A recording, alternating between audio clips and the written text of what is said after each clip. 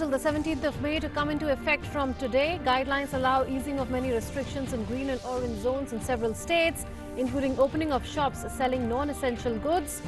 Red zones continue to have restrictions.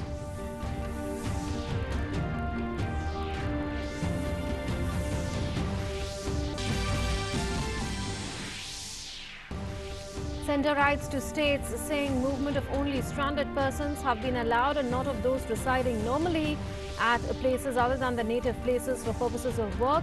Inter-district movement within the state continues to remain restricted.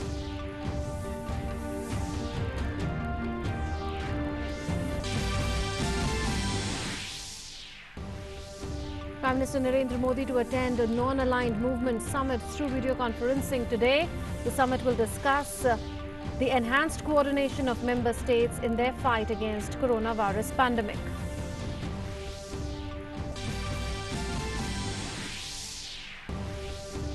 Active COVID-19 cases across India rise to 29,453 with 11,706 patients cured and discharged. Death toll reaches 1,373.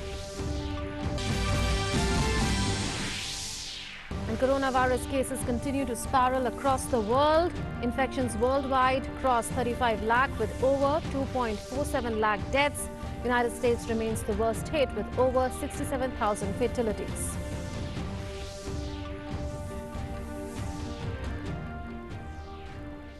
Hello and welcome. You're watching DD News in DD India with me, Munnan Bhattacharya. Our top story.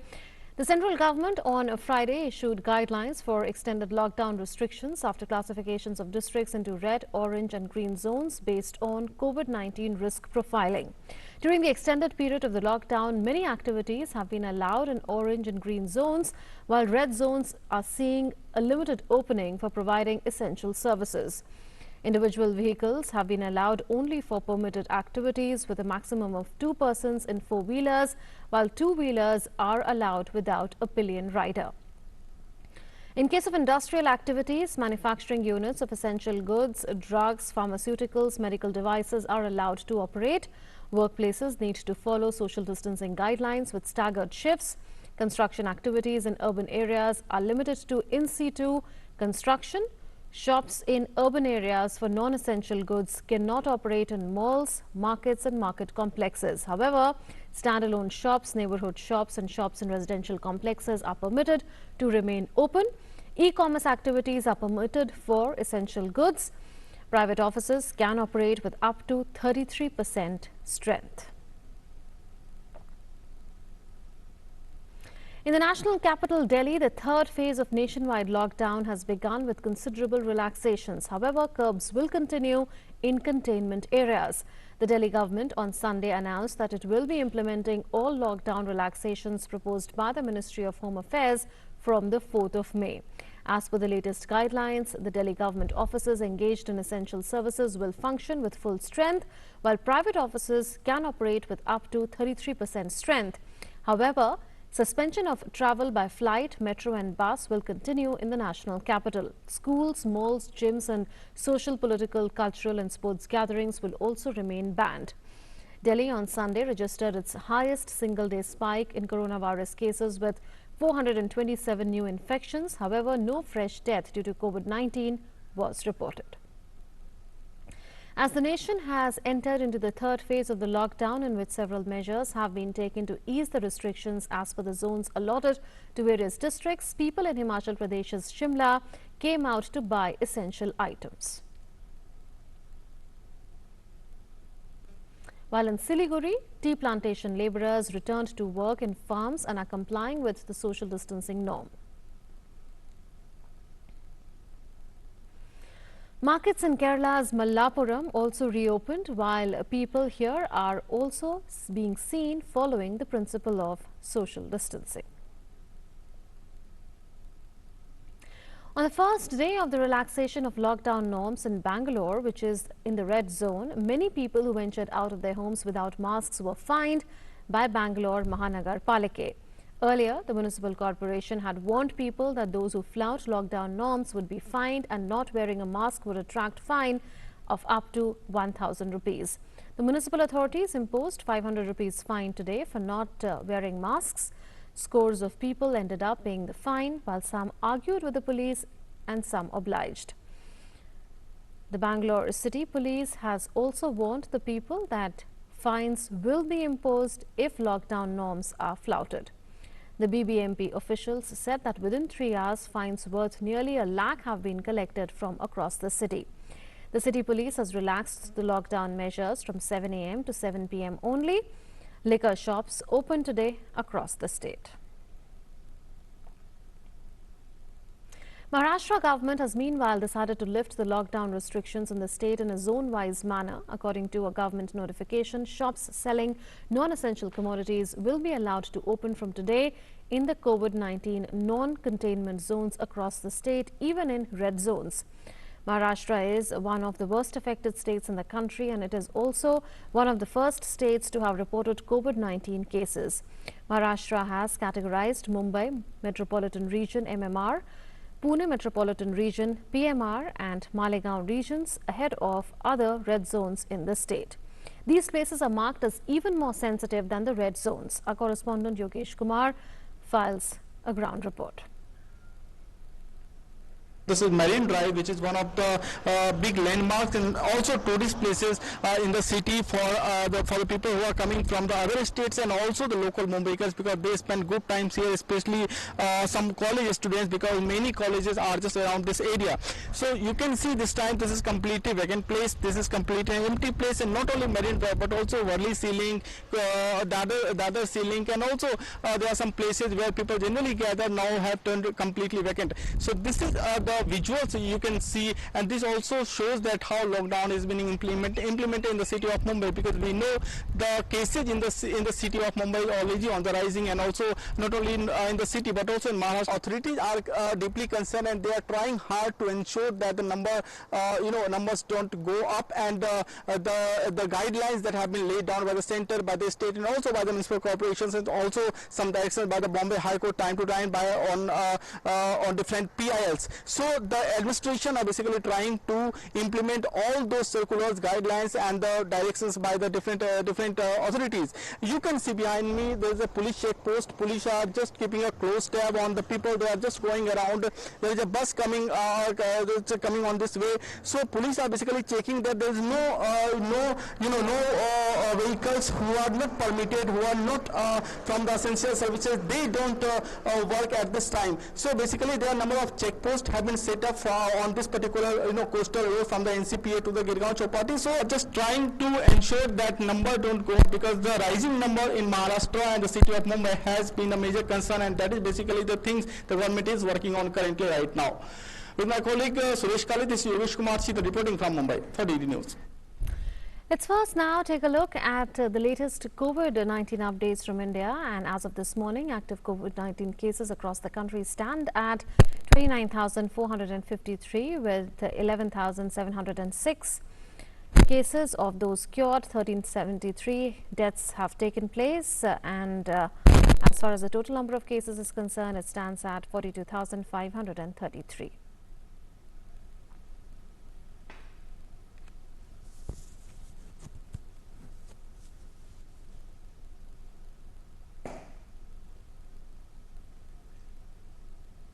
As many as 20 central public health teams from the Ministry of Health and Family Welfare have been formed and are being sent to the 20 districts that are reporting the maximum number of COVID-19 cases in the country.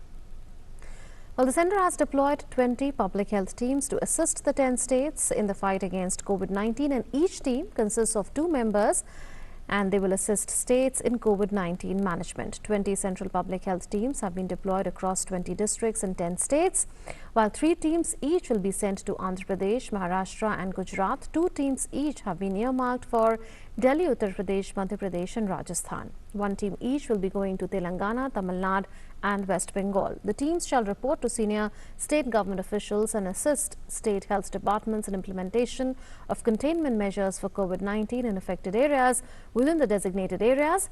These teams shall be deployed till further orders and will submit reports to senior officials of respective states.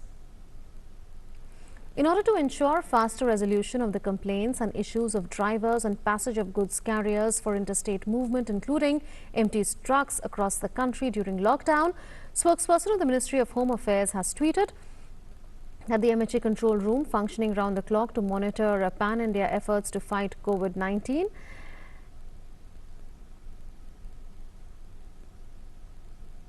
And now these helplines have been issued. Well, these numbers are 1930 and 1033.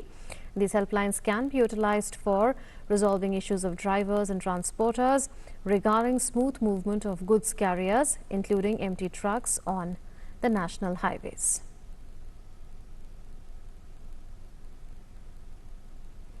Thousands of students studying at Chandigarh are being sent to their native places via buses. A fleet of Himachal Pradesh's Road Transport Corporation buses took stranded students in Chandigarh amid the nationwide lockdown imposed to contain the spread of novel coronavirus pandemic. Proper social distancing norms are being followed, and Himachal Pradesh government has pressed sanitized HRTC buses into service in order to evacuate students and those without a means of transport stranded in Chandigarh and adjoining areas.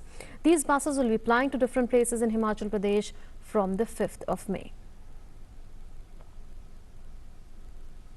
Shramik trains are being operated by the Indian Railways for migrant workers, and one such special Shramik Express departed from Nagpur in Maharashtra last night carrying 1100 migrant labourers. A large number of police forces were deployed to strictly follow the social distancing norms, and it is noteworthy that migrant labourers are slowly moving from Maharashtra to their destination through special trains. This train is scheduled to reach Lucknow this morning. Railways has run 34 Shramik special trains so far from different parts of the country and is fulfilling its social responsibility of providing safe and convenient travel, especially to the poorest of the poor in times of crisis. As the world is fighting the COVID-19 pandemic, various organizations are joining hands to carve out solutions to come out of the global health crisis. The non-aligned movement is set to hold summit-level meeting this evening. Prime Minister Narendra Modi will also address the meeting. The online meeting will focus on the fight against COVID-19 pandemic, and the virtual meeting will be chaired by Azerbaijan President Ilham Aliyev. The meeting is expected to be addressed by many NAM leaders and heads of some major world institutions which are actively involved in the fight against the global pandemic. World Health Organization Director General Dr. Tedros Adhanom will also attend the meeting. India issued a demarche to senior Pakistan diplomat and lodged a strong protest to Pakistan against Supreme Court of Pakistan's order on the so-called Gilgit-Baltistan. The MEA clearly conveyed to Pakistan that the entire union territories of Jammu and Kashmir and Ladakh, including the areas of Gilgit and Baltistan, are an integral part of India by virtue of its fully legal and irrevocable accession. And the government of Pakistan or its judiciary has no locus standi on territories illegally and forcibly occupied by it. India completely rejects such actions and continued attempts to bring material changes in Pakistan-occupied areas of the Indian territory of Jammu and Kashmir. MEA instead said that Pakistan was told to immediately vacate all areas under its illegal occupation. It was further conveyed that such actions can neither hide the illegal occupation of parts of Union territories of Jammu and Kashmir and Ladakh by Pakistan, nor the grave human rights violations, exploitation and denial of freedom to the people residing in Pakistan-occupied territories for the past 7 decades. Businesses started to resume in Malaysian capital today as the government eased curbs on movement restrictions for the first time in 6 weeks. In a bid to restart an economy racked by the pandemic, people were seen heading to banks, shops and restaurants, while heavy traffic was reported in Kuala Lumpur, even though many retail businesses remained closed. The government defended its relaxation despite a recent climb in infections, with Sunday's tally of 122 new cases, the highest since the 14th of April, for a total of nearly 6,300 infections. In the United States, New York Governor Andrew Cuomo has said that his state would join a consortium of 7 Northeast states to purchase medical equipment required to treat coronavirus patients. Cuomo said coming together as a team would allow them to be more competitive with suppliers who sell to the highest bidders, which typically tend to be governments of countries. New York is the hardest hit state by the coronavirus. It will require hospitals to have a 90-day stockpile of personal protective equipment in case of another outbreak, as Governor Cuomo announced. The U.S. has reported more than 11,57,600 cases of the coronavirus so far, and the death toll in the U.S. now tops 67,000. Activists in California's Orange County came out carrying U.S. and Trump 2020 flags and posters to register their protest demanding Governor Gavin Newsom to reopen beaches days after he closed them because crowds defied public health guidelines to throng the popular shoreline last weekend. Orange County has confirmed more than 2,630 cases of novel coronavirus with 52 deaths from it. U.S. President Donald Trump expressed confidence that coronavirus vaccine would be available by the end of 2020. Trump, in a TV interview, said that the U.S. government is putting its full power and might behind remdesivir, a drug that has shown early promise as a treatment for the disease caused by the new coronavirus.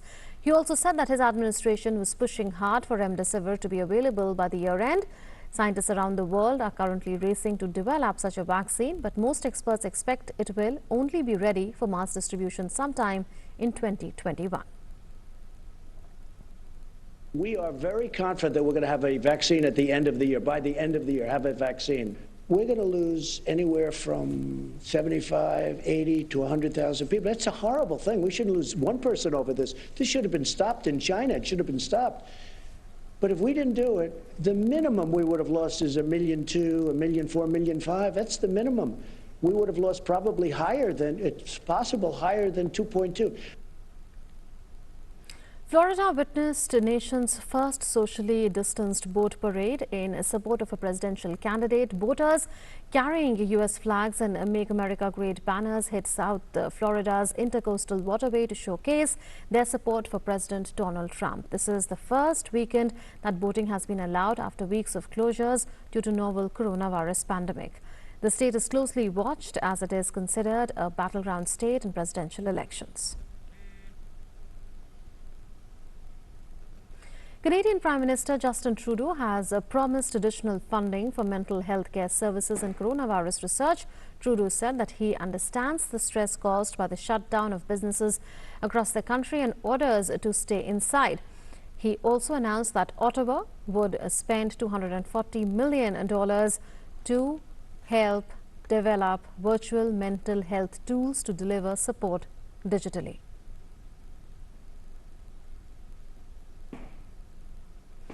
In UAE's business and tourism hub Dubai, some of the malls, dine-in restaurants and cafes have partially resumed operations with limited capacity. Despite the relaxation on malls and restaurants, shoppers have been reluctant to return, with many residents also fasting during the holy month of Ramadan.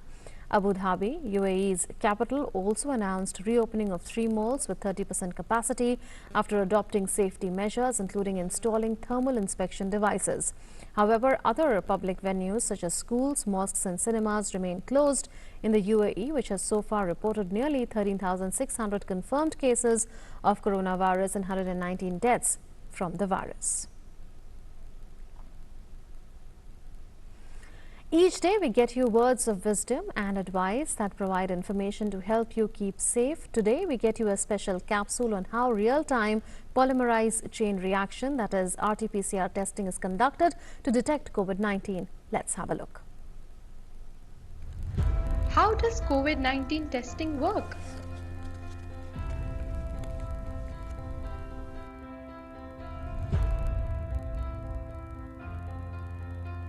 There are different techniques to detect novel coronavirus in the body, but the one which is widely accepted is RT-PCR. RT-PCR, or reverse transcription polymerase chain reaction technique, is being used to detect SARS-CoV-2.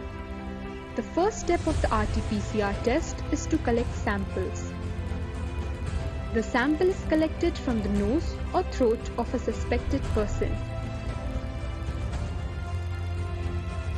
The second step involves extracting viral RNA from the sample.